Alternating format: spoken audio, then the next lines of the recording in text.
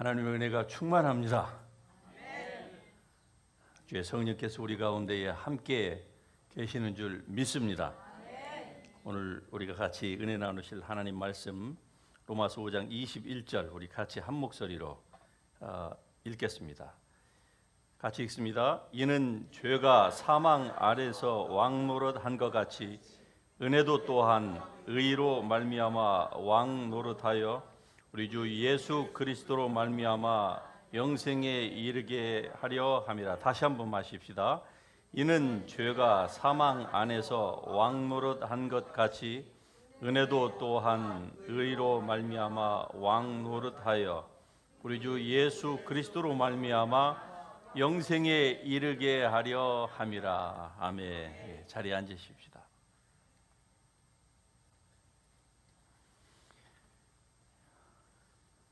해 아래 사는 모든 인생들은 두 가지의 왕을 가지고 있습니다.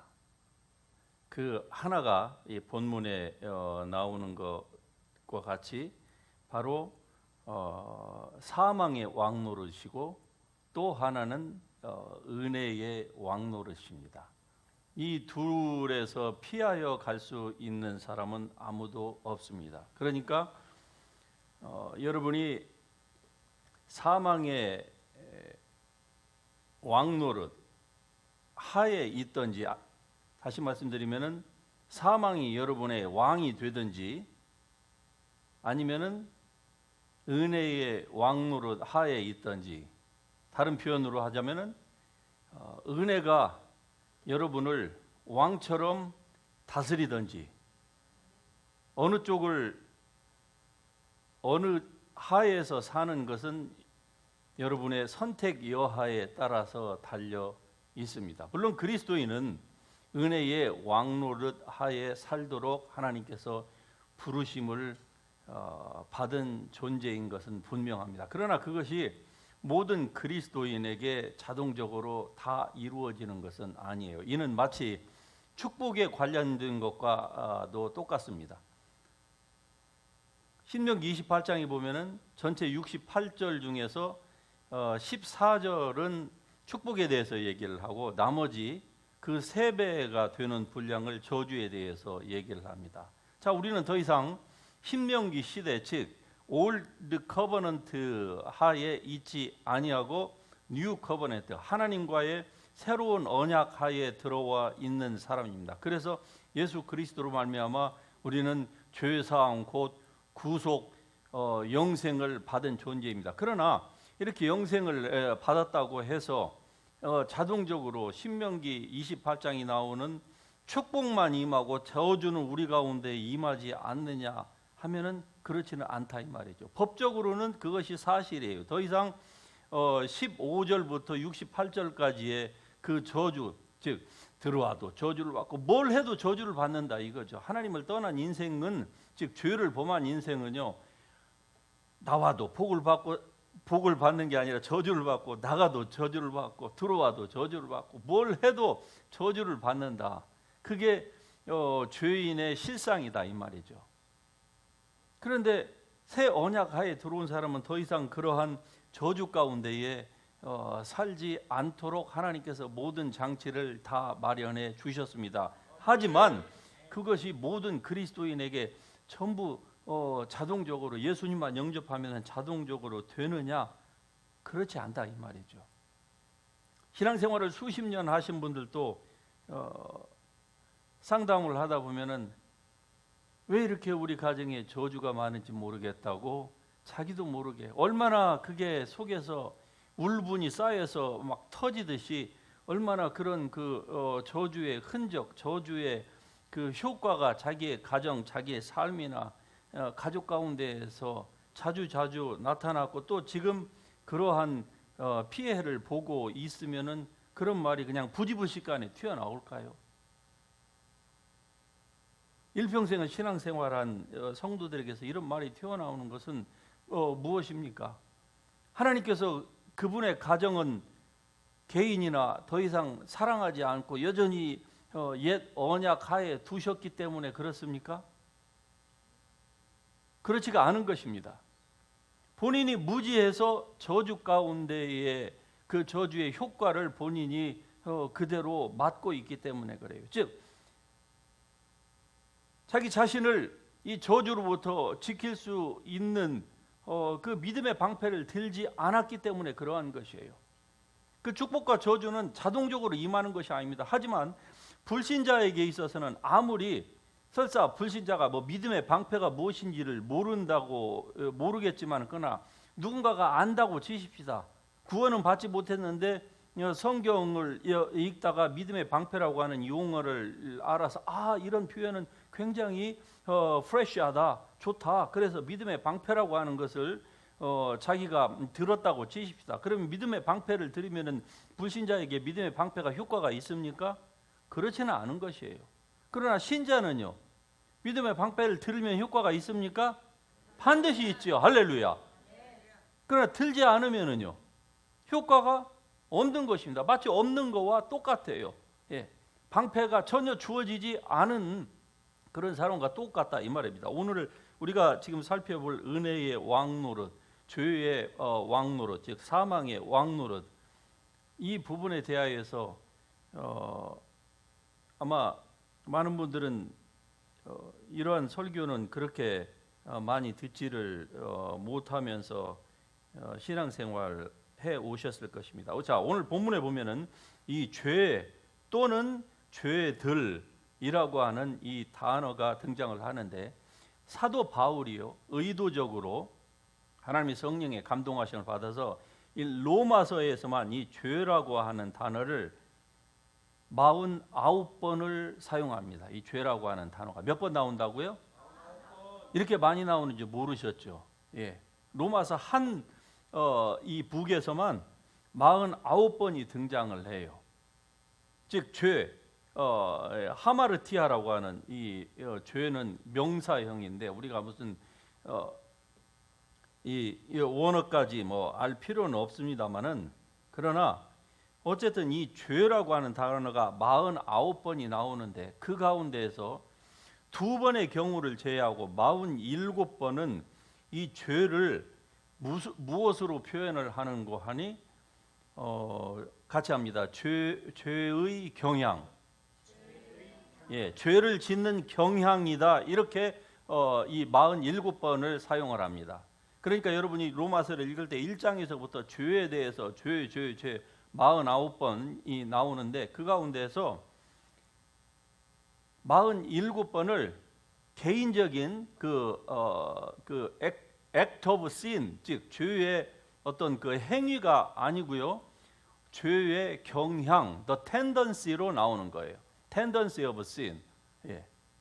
죄의 경향이 있다라고 하는 그런 뜻으로 이 죄라고 하는 단어를 사용합니다. 그래서 이 21장 우리가 살펴보고 있는 이 로마서 5장 21절에 나오는 죄가 사망 안에서 왕노릇한다라고 할 때에 사망 안에서 왕노릇하는 이 죄는 즉 여러분과 저를 사망으로 몰아넣은 이 죄는요.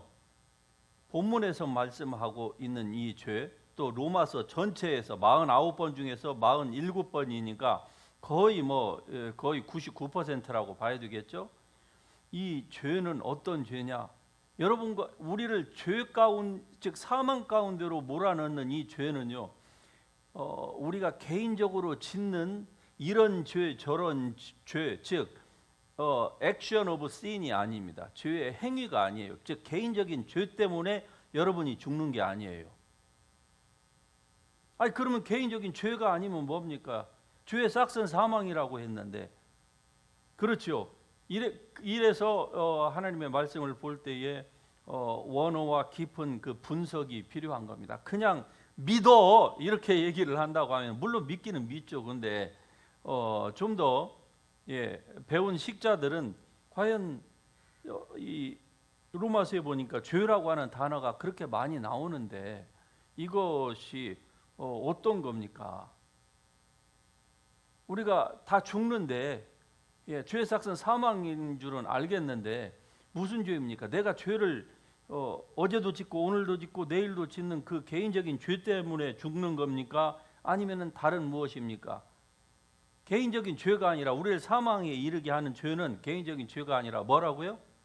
죄의 병양이다. 예, 우리 안에 있는 죄의 병양. 다시 말씀드리면은 죄의 the nature of sin, 예, 죄성이 결국 우리를 죽게 만든다는 것이죠. 그래서 신자된 우리가 죄를 짓습니까? 안 짓습니까? 예, 안 짓는다고 하면은 하나님을 거짓말하는 자로 만드는 거예요. 안 짓는다고 우기는 자가 있을까요? 없을까요? 있지요. 누가 있을까요? 첫째, 교리가 잘못된 사람이고, 두 번째, 이단들이 그런 얘기를 하죠. 나는 죄를 안 짓는다 그래요.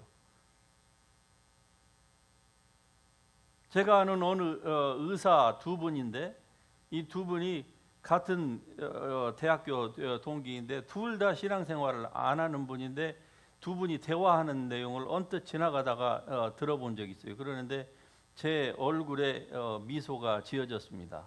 내용이 뭔지 아십니까? 한 친구가 그래요. 너 좀 똑바로 살아라. 그러니까 다른 친구가 뭘 똑바로? 나는 죄 지은 적이 없는데, 이렇게 얘기를 하니까 참 돌았구만. 돌았어. 네가 죄 지은 적이 없다고. 너 죄 짓는 거 내가 본 것만 해도 한두 번이 아닌데, 그러니까 내가 언제 죄 지었냐 그러니까 말을 말자 그러더라고요. 그러니까 이 교리가 즉 지식이 잘못되어 있으면은 죄를 죄로 생각지 않으니까 자기를 죄를 짓지 않는다. 이렇게 자기 양심에 스스로 거짓말을 하니까 양심이 화인을 맞는 것이죠. 감각이 없어지는 거예요. 그렇지 않으면은 이단이겠죠. 그러나 우리가 죄를 짓지 않는 사람은 아무도 없습니다. 물론 죄를 짓는 것이 당연하다. 우리 그리스도인에게 죄를 짓는 것이 당연한 것은 절대로 아닙니다. 그러니까 죄를 여러분이나 제가 지을 때 어떻게 해야 됩니까? 가슴을 쳐야만 합니다. 구약식으로 말하자면 자기의 겉옷을 찢고 속옷을 찢는다는 것이죠. 죄를 지으면요. 예, 하나님 앞에서 자기의 비참함을 막 드러내는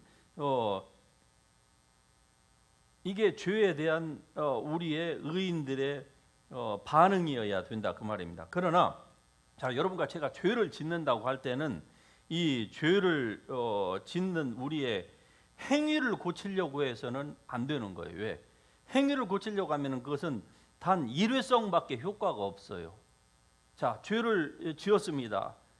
A라고 하는 죄를 지었어요. 그러면은 사람들이 그 죄 지은 것 때문에 물론 마음을 아파하죠. 예. 주를 향하여 이 소망을 가진 자마다 자기를 깨끗게 하기 위하여서 그런 삶을 살기를 원하는데, 알고도 모르고도 부지불식간에 또 죄를 짓는다 이 말이죠. 고범죄, 자범죄 뭐 등등의 죄를 지어요. 그러면은 그 죄가 결국 죄를 짓는 그 행위에 대해서 우리는 행위만을 고치려고 하는데, 그렇게 해가지고는 효과가 전혀 없는 것은 아니지만은 그게 단회성으로 끝날 가능성이 아주 높습니다. 그러니까 이건 효과적인 방법이 아니에요. 그리스도인으로서 모르면은 어쩔 수 없이 그냥 그것만, 죄 짓는 그 자체만 가지고 막 싸우는 거겠죠. 예를 들어서 어린아이가 막 거짓말을 합니다. 그러면 부모가 어떻게 합니까? 그 거짓말을 발견을 했어요. 그러면은 왜 거짓말했어? 거짓말하지 말라니까. 그럼 뭐 맴매하고 뭐 또 뭐 벌금을 주고 뭐 등등 뭐 TV를 끈다, 뭘 뺏는다, 또 막 난리를 펴는 거죠. 그러면은 그 아이가 그때 뜨거라 하고 어떻습니까? 순간적으로는 그 거짓말하는 행위를 그가 고치려고 순간적으로 뭔가를 액션을 취하겠죠. 그러나 어떻습니까? 다음에 또 죄를 짓는 거 보면 어때요? 또 똑같은 죄를 짓는 거예요. 그렇죠? 자, 중독에 빠진 사람들을 보십시다. 여러 가지 중독이 있죠. 그런데 그 행위를 해놓고 어떻습니까? 많은 중독자들은 후회를 합니다. 안 하려고. 그런데 조금 있으면 어떻게 해요? 바로 또 똑같은 죄를 또 지어요. 그리고 그거를 계속 반복을 해요. 그런데 이 반복하는 것이 지속적으로, 그리고 그 텀이 짧으면 짧을수록 이런 사람은 중독이라 이렇게 얘기를 해요. 그렇죠? 그래서 그 죄의 행위를 우리가 죄의 행위를 고치려고 하는 것은 그거는 성경의 말씀을 잘 모르기 때문에 그래요. 적어도 로마서 5장 21절에 이 말씀을 제대로 이해한다고 하면은 죄 자체를 고치려고 하기보다는 이제 말씀의 그 깊이를 알면은요, 죄에 대한 경향, 죄를 짓고자 하는 그 inclination이라고 하는 거 있죠. 우리의 그 경향, 죄에 이렇게 기대려고 하는 이런 죄의 경향을 만일에 깨 부실 수만 있다고 하면은 죄를 짓지 않습니다. 이게 성경이 우리에게 주는 말씀이에요. 그래서 개인적인 죄 자체가 아니라 죄의 경향이 우리를 사망에 이르게 한 거예요. 로마서 5장 12절에 보면은 한 사람 아담으로 말미암아서 죄가 세상에 들어왔습니다. 그래서 우리는 아담과 같은 죄를 짓지 않았음에도 불구하고 사망이 모든 사람에게 어떻게 해요? 왕노릇하고 있습니다. 그래서 우리는 다 이 사망의 왕노릇하는 그 왕의 그 폭정에 의해서 우리는 다 죽어가는 거예요. 그것은 인류의 조상들은 아담이 그렇게 죄를 지었기 때문에 그래요. 그러면은 아니 아담은 금단의 열매를 따 먹었으니까 그가 죽는 것은 자업자득이라고 하지만 우리는 왜 죽습니까? 우리는 사실 여러분과 제가 죄를 안 짓는다고 우리가 지금 그렇게 우기는 건 아닙니다. 우리도 죄를 져요. 그러나 우리가 죄를 짓는 우리의 그 죄의 경중을 따지자고 하면은 우리가 짓는 죄와 아담과 하와가 짓는 죄는 본질적으로 이 차원이 다른 거 아닙니까? 그렇죠? 우리는 아담과 하와처럼 네가 먹는 날은 죽으리라 이런 직접 계명을 하나님으로부터 들은 것도 아니에요. 그리고 우리는 아담과 하와는 그 좋은 완벽한 그 동산에서 살아보기라도 했죠. 우리는 그 동산이 어디 있는지 알지도 몰라요. 그리고 그 열매를 한번 따먹기는 그냥 제대로 한번 보기만 하고 죽는다고 하면 좀 덜 억울하겠어요. 그런데 보지도 않았고 그 동산 가보지도 않았고 그렇죠. 그 완벽한 그 상태를 죄도 없고 바이러스도 없고 뭐 그렇죠. 1년 12달이 돼도요 에덴 동산에는 비라는 게 없었습니다. 그때의 세계에는요 지금 과학으로 추산을 해보자고 하면 그때는 비라는 게 없었어요. 지금처럼 뭐 폭풍, 토네이도 이런 게 없었습니다. 그 세상에서는요. 이렇게 화창한 날씨에도 선크림 바르지 않고 밖으로 나가도 우리 자매님들 얼굴이 노화되지 않는 완벽한 세상이었어요. 얼마나 좋습니까? 그곳이 바로 에덴 동산이었어요. 그런데 한 사람으로 말미암아 한 사람이 죄를 지음으로 말미암아 사망이 들어왔고 그 죄로 말미암아 그가 범죄함으로 말미암아 이 사망이 들어왔는데 아담과 같은 죄를 범하지 않은 우리에게까지도 죄가 다 왕노릇하여서 사망으로 말미암아 우리가 죽는다 이 말이죠. 그런데 여기에서 이제 우리에게 굿뉴스가 있는 것입니다. 왜? 우리는 죄 그 짓는 행위 하나 하나를 다루려고 하면은요, 그때마다 우리는 계속적으로 같은 죄를 반복해서 짓는다고 했죠. 그러나 그 죄를 짓게 하는 그 경향, sin nature, 그 죄성이 있죠. 죄성이 말하자면 뿌리예요. 그러니까 뿌리를 놔두고 위에 올라오는 그 뭡니까? 그 싹만 아무리 제거한다고 해도 소용이 없는 거 아닙니까? 근본은 뭡니까? 뿌리를 제거해야 되는 것이죠. 그 악의 뿌리, 죄의 뿌리. 그렇죠? 이게 성경에서 말하는 죄의 경향 또는 죄성, sin nature라 이 말입니다. 그러면은 이것을 깨부시면은 어떻습니까? 거기에서 이제 죄의 열매가 안 맺히겠죠. 덜 맺히겠죠. 그렇죠? 그러니까 여러분과 제가 다뤄야 될 것은 뭡니까?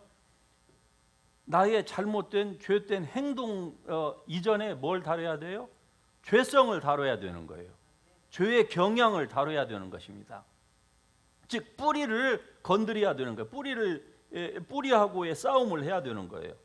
겉으로 나오는 열매 하나, 이거 잘못된 열매, 그거 제거하면은요, 조금 있으면은 또 열매가 나오는 거예요. 마치 두더지 게임에서 여러분 아시죠? 두더지 이쪽에 하나 뿅 때리면 어떻게 합니까? 요놈이 이쪽에서 또 똥 나오는 것이죠. 그러니까 이렇게 해가지고 안 되는 거예요.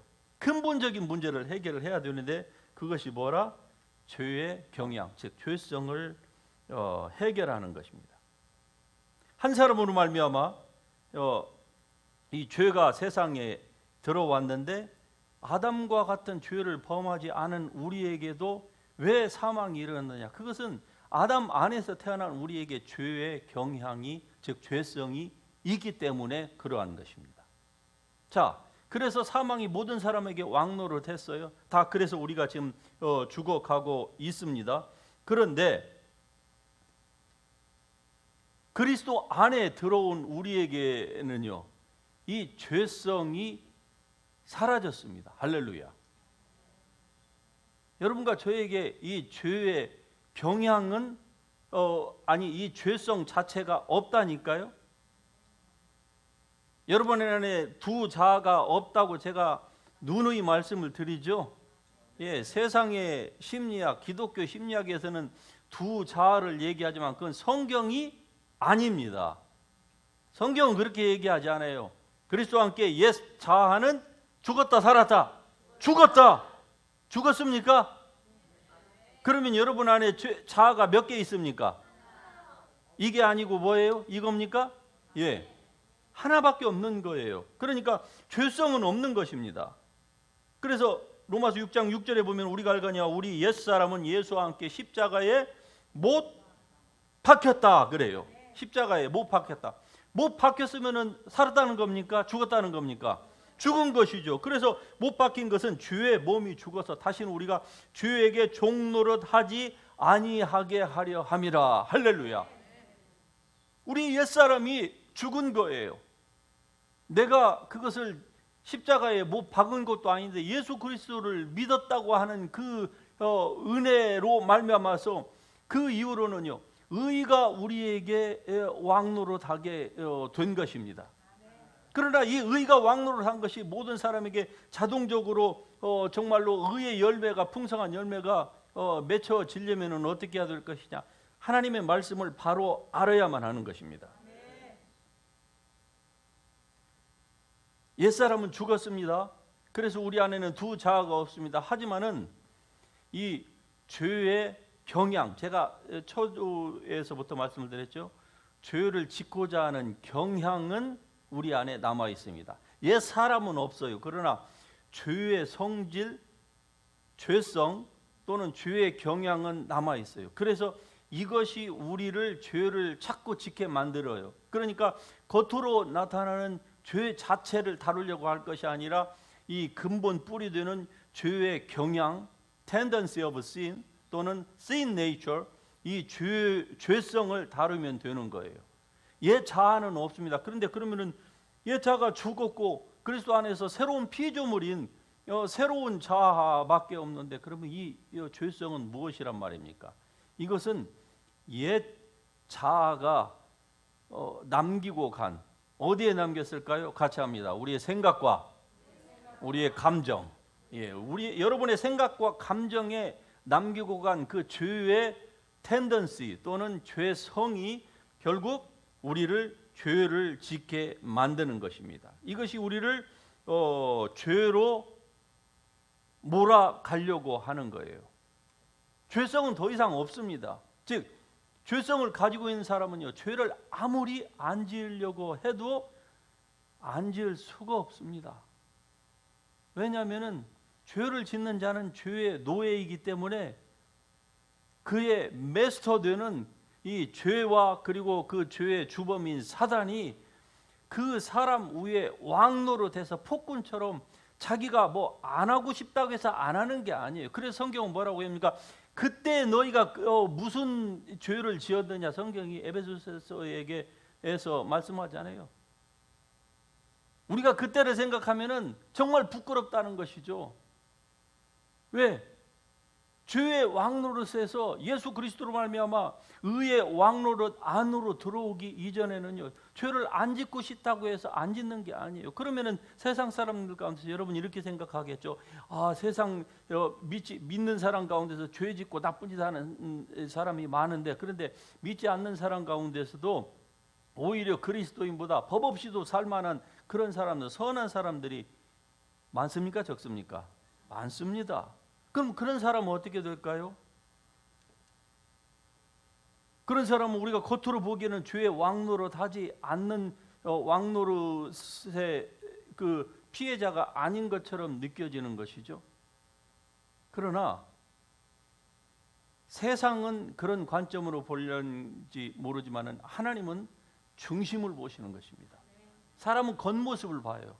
예, 겉으로 나이스하다, 죄를 안 짓는다, 예, 한쪽은 죄를 짓는다, 그 모습을 봐요. 그러나 주님은 우리 겉사람을 보는 게 아니라 나 여호와는 중심을 보느니라.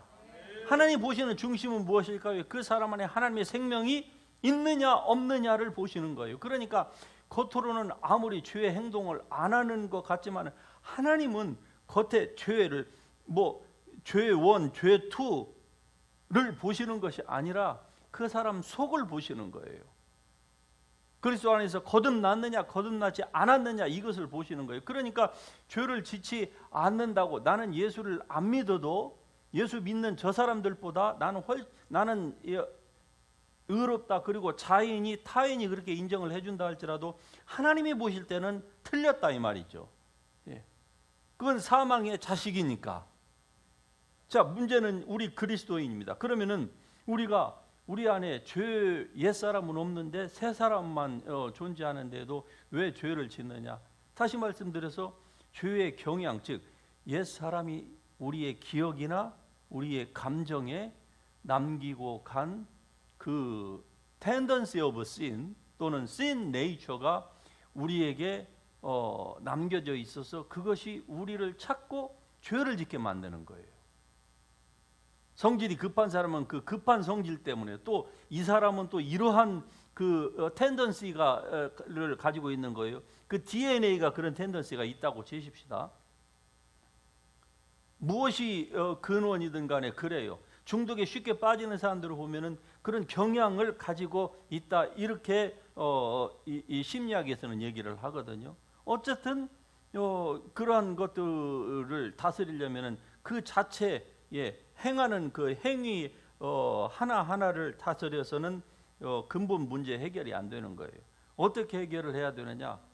첫째는 예수 그리스도를 믿을 수 있도록 해야 하는 것이고, 예수를 믿은 여러분과 저에게 있어서 그런 죄의 행위가 계속적으로 같은 일들이 반복적으로 또 이게 짧게 그 인터벌이 짧게 계속 나타난다고 하면 어떻게 될 것이냐? 하나님의 말씀으로 돌아가서 여러분 안에 옛 사람이 없다고 하는 사실을 먼저 여러분이 확인할 수 있기를 주의 이름으로 축복합니다. 여러분의 감정이나 느낌을 확인하지 마세요. 그것은요, 오고 가는 것입니다. 거기에는 정답이 없어요. 하나님의 말씀에서 정답을 여러분이 찾으시길 바랍니다. 여러분 안에 옛 죄성이 옛 자아가 없다고 하는 사실을 분명히 확인을 하고, 그러면은 여전히 죄를 짓게 하는 죄성은 어떻게 다스릴 것이냐? 바로 로마서 12장 1, 2절의 말씀이 그것을 우리에게 정확하게 말씀해주고 있습니다. 그러니까 우리 그리스도인들은요, 이 죄를 다루는 문제가 굉장히 쉽습니다. 어려운 게 아니에요. 세상 사람은요, 또 그리스도임에도 불구하고 이러한 사실을 모른다고 하면은 행동 하나하나를 고쳐야 되니까 얼마나 힘들겠습니까? 그러나 근본 열매는 수십 가지 있는지 몰라요. 개인적인 그 죄의 열매는. 그러나 그 모든 것의 뿌리는 뭐예요? 딱 하나예요. 죄의 경향 또는 죄성이다 이 말이에요. 그러니까 그 뿌리로 딱 뿌리를 찾아서 들어가서 그 부분을 해결하면 되는데, 사람이 쉽게 속습니다. 죄에 대해서 아주 쉽게 속아요. 왜냐하면 자기 경향, 자기의 이모셔널한 그 메모리 때문에 그런 거예요. 그러나 어느 사람이건 간에 이 적용하는 이 부분에 있어서는 하나님의 말씀으로 딱 들어가면 간다는 것입니다. 죄의 경향을 여러분이 여러분 안에 있는 죄의 경향을 하나님의 말씀은 어떤 말씀입니까? 살아있고 운동력 있는 말씀인 것입니다. 능력 있는 말씀이에요. 영과 혼과 관절과 고수를 찔러 쪼개기까지 하고 마음의 생각과 뜻을 다 분별해 줄 수 있는 이런 말씀이에요. 이 말씀은요, 단순히 우리의 정신적인 영역에서만 작동을 하는 것이 아니라 하나님께서는 지금 온 우주 만물을 무엇으로 붙들고 계시죠? 주님의 동일한 말씀입니다. 할렐루야. 이 말씀이에요. 이 능력의 말씀이에요. 성경은 얼마나 이 말씀이 중요했으면 주님께서는 하나님의 그 이름보다도 주님께서는 주님의 말씀을 더 높이 크게 여기신다고 말씀하고 있는 것입니다. 이 말씀이에요. 이 말씀으로 죄를 짓고자 하는 경향이 있는 여러분의 그 생각에 오염되어 있는 것들을 새롭게 하면 되는 것입니다. 얼마나 간단합니까? 설명은 좀 길었지만은 결론은 어때요? 쉬워요, 어려워요? 얼마나 쉽습니까? 이러면은 우리의 죄 어려워요? 어려워요? 예. 자, 그러면 찬양 30분 하시고 다시 또 시작하십시다. 예, 오늘 저녁에 끝장을 보십시다. 예, 찬양할 때 여러분이 성령에 임하지 않아서 그러셨나 보네. 이런 과정이 있어야 돼요. 예, 이런 과정 설명이 있어야 여러분이 이해를 하기 때문에 제가 서론을 좀 길게 말씀을 이쪽 저쪽 다양한 측면에서 말씀을 드린 것입니다.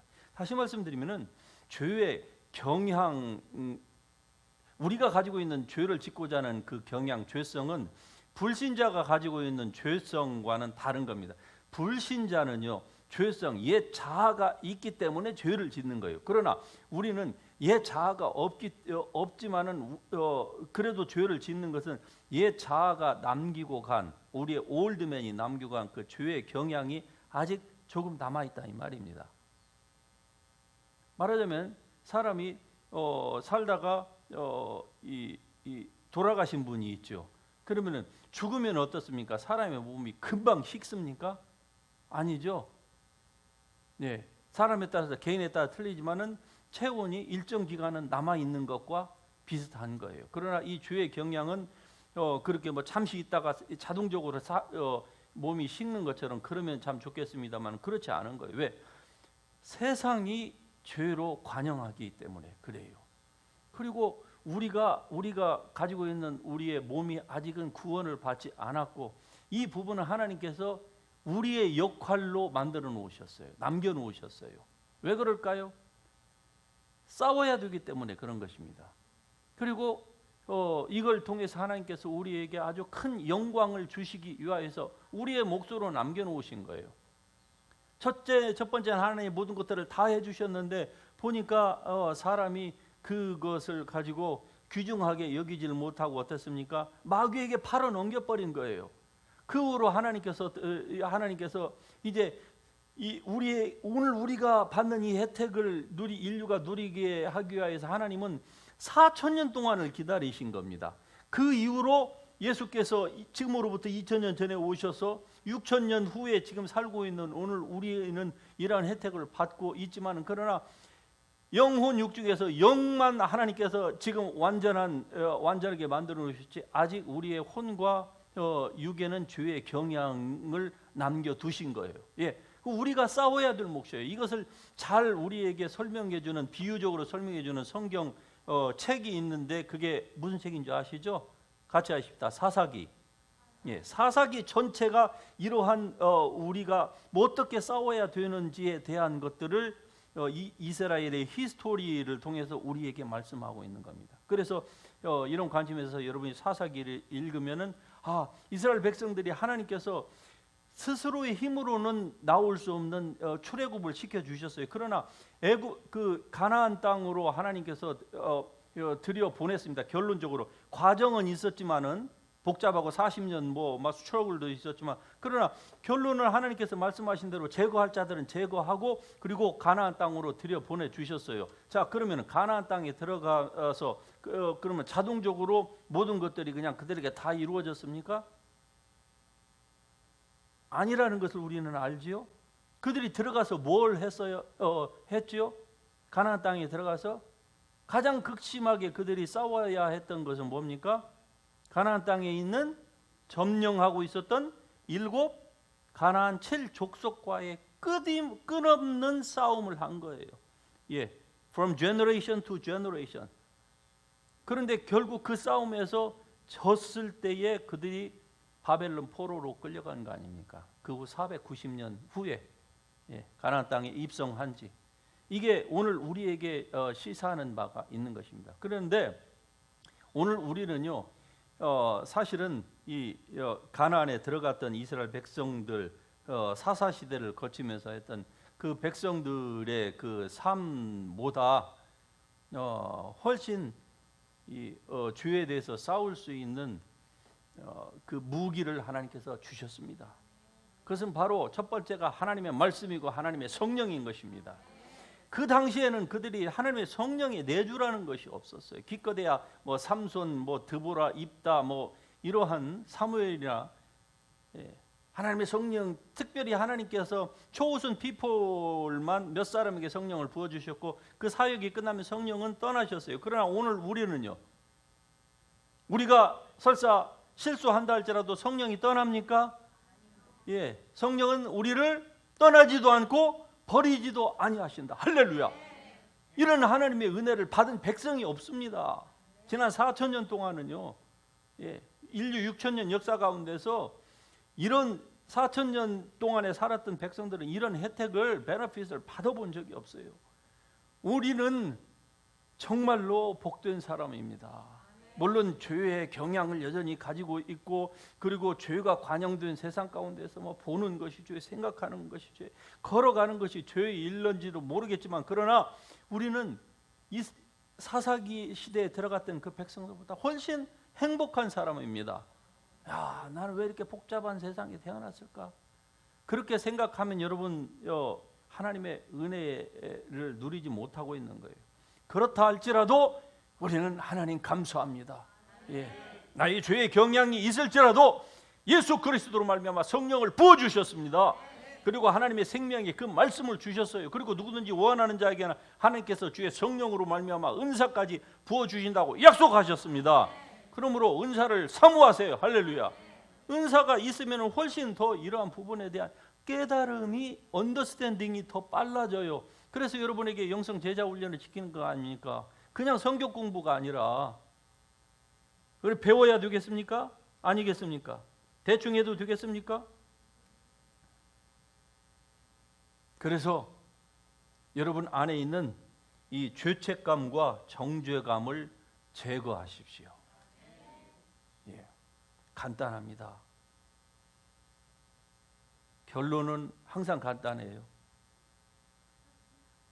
뭐라고요? 죄책감과 정죄감, guilty feeling과 condemnation을 제거하십시오. 어떻게 제거할까? 간단하다고 그랬잖아요. 하나님의 말씀으로 돌아가서 확인을 하시면 되는 거예요. 로마서 8장 1절이 뭐라고 합니까? Therefore, 그러므로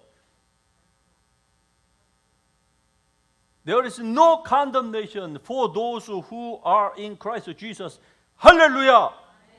그리스도 예수 안에 있는 자에게는 there is no condemnation.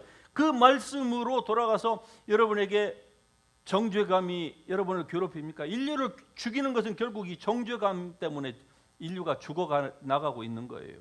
우리가 병드는 거 많은 부분에서, 다는 아니겠지만은요, 정죄감 때문에, 특별히 정신적인 이 질환을 앓고 있는 분들, 많은 분들이 이 guilty feeling이나 정죄감 때문에 그래요.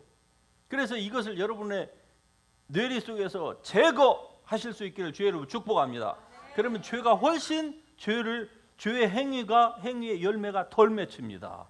그러니까 어떻게 해야 됩니까? 죄의 사망의 왕노릇, 즉 사망이 여러분의 왕이 아니라 의의 왕노릇, 의가 여러분의 왕이 되는 것입니다.